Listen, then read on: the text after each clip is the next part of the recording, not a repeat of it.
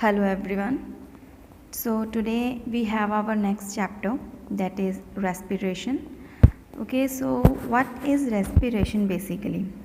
It is just a process of taking in oxygen and using it for release of energy by the oxidation of our food. So what happens here, we just take or intake the oxygen and release carbon dioxide, and during this oxidation process occurs, so due to this it changes into carbon dioxide. Okay, and when this respiration occurs, we have some carbon dioxide and some water, and this process mainly occurs by the two different processes, that is external respiration and the internal respiration. So external respiration, even this is known as breathing. So what happens here, we inhale oxygen and exhale carbon dioxide. Okay, on the other hand, internal respiration, it is also known as cellular respiration. So during this we use oxygen to break down our food to release energy, and it occurs mainly in the body cells. So in respiration, glucose molecules, they react with oxygen and break down into carbon dioxide and water to release energy, and the chemical reaction is, so what is the formula for glucose, that is C6H12O6, and when this glucose it adds up with the oxygen, okay, so after that it releases some carbon dioxide, water and some energy also.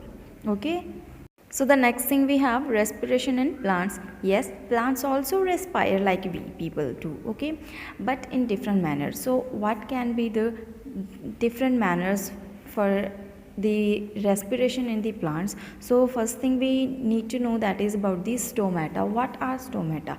These are the small openings present on the surface of a leaf. Okay, so these are the pores that are responsible for both the processes like photosynthesis and respiration. So what happens here, these pores when they open up, they just have carbon dioxide and they release oxygen, and the photosynthesis is being occurred.